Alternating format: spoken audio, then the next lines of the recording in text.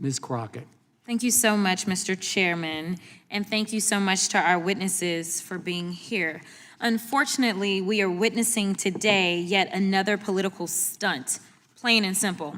Republicans are here drawing a clear line in the sand. They will stop at nothing to advance Donald Trump's agenda and the dangerous blueprint laid out in Project 2025, even if it means targeting the very groups that are working to protect our communities and support our law enforcement agencies. Let's be clear, my colleagues across the aisle have shown little to no interest in working with Democrats on real solutions for the American people. Instead of addressing pressing civil rights issues constituents actually care about, like wrongful deportations of U.S. citizens, ongoing efforts to undermine voting rights, or the serious flaws in our criminal justice system, this committee is spending its time holding a hearing with a title that sounds like it was ripped from a conspiracy blog. This hearing, how leftist nonprofit networks exploit federal tax dollars to advance a radical agenda. Really?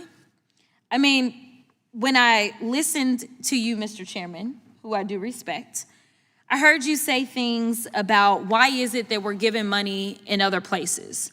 And I want to make sure that I answer that question, because to put America first looks like we are going to keep American citizens safe. There is a such thing as soft power, and that is exactly what we were trying to do when we engaged in things such as USAID. When you start to talk about whether or not Sesame Street or anything else that's on NPR or PBS ends up in other places, this is so that there is not this warped thought process about the Western world or about the United States. We're talking about making sure that we don't end up allowing people to be radicalized against us because they have a terrible vision of us, because they may be in a government that actually puts out bad, terrible propaganda about us. So for pennies on the dollar, we are able to educate those around the world on who we really are in America and keep Americans safe. Soft power is real power, and it minimizes how much money we have to spend, say, on dropping bombs in countries at a random time without, say, congressional authority. But I digress. This kind of rhetoric, whether directed at nonprofits, their leaders, or elected officials, is not only reckless, it is beneath the dignity of this institution. And sadly, this isn't the first time this has happened. Over the past 6 months, we've seen hearing after hearing do nothing but attack nonprofits, as well as those who are just generally on a mission to serve, protect, and uplift vulnerable communities. In just my own committees, this has got to be the second or third time I've had to sit through the same tired narrative. If my Republican colleagues are truly concerned about taxpayer dollars being misused for political agendas, I'd encourage them to take a long, hard look in the mirror. But since we're here again, spending more of the American people's money and time on political theater, let's at least stick to the facts. Fact: under the Trump administration, the Department of Justice stripped hundreds of millions of dollars from the Office of Justice programs, money that funded essential community safety initiatives like victim services, gang prevention, and reentry support. Fact: Trump and Republicans slashed grants to organizations like the National Organization for Victim Assistance, which trains advocates who staff domestic violence shelters, hotlines, and rape crisis centers. Fact: they cut over $10 million in funding to the National Policing Institute, a nonprofit helping rural police departments reduce violent crime.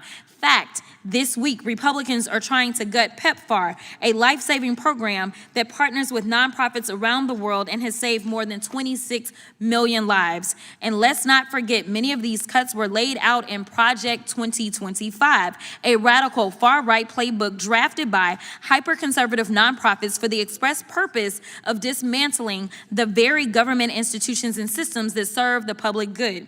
Ironically, we even have one of the authors of Project 2025 here with us today. So let's not pretend this is about nonprofit accountability, because if it were, this committee would also be investigating the Conservative Partnership Institute, which has pushed anti-immigrant, anti-LGBTQ+, and anti-vaccine propaganda and hosted efforts to challenge the 2020 election. Mind you, as we have these organizations that are pushing anti-vaccine propaganda, we know that measles has reached a 30-year high when measles had actually been over and done with. But now that we don't believe in vaccines, now children are our targets, unfortunately, and yes, they are dying.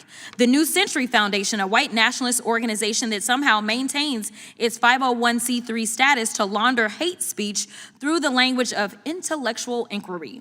Or they would investigate Turning Point USA, which has been linked to organizers of the January 6th insurrection. But Republicans aren't talking about those groups because this isn't about accountability. It's about silencing organizations that challenge Republican power. It's about targeting nonprofits that protect the very people this Trump-aligned movement continues to harm. These organizations are defending victims of unlawful actions. They're helping to combat global pandemics. They're supporting police departments when this very committee won't. They're working to build safer, healthier communities while Trump and his allies defund them to hand out tax breaks to billionaires. And maybe that's the real threat here. They're effective. They get people off the streets, out of prison, and into opportunity. They educate people about injustice, and that apparently scares some folks more than any so-called radical agenda. Because the only thing truly radical about these nonprofits is their belief that human beings deserve dignity, opportunity, and equal protection under the law, values my Republican colleagues seem to have forgotten, along with love thy neighbor. So instead of demonizing the groups trying to do right by our communities, maybe we should be asking how to support them, how to ensure taxpayer dollars reach the people who need them most, because this hearing should be about public safety, not political vendettas. Until that happens, these hearings are doing more harm than good. Thank you, Mr. Chairman, and I yield back.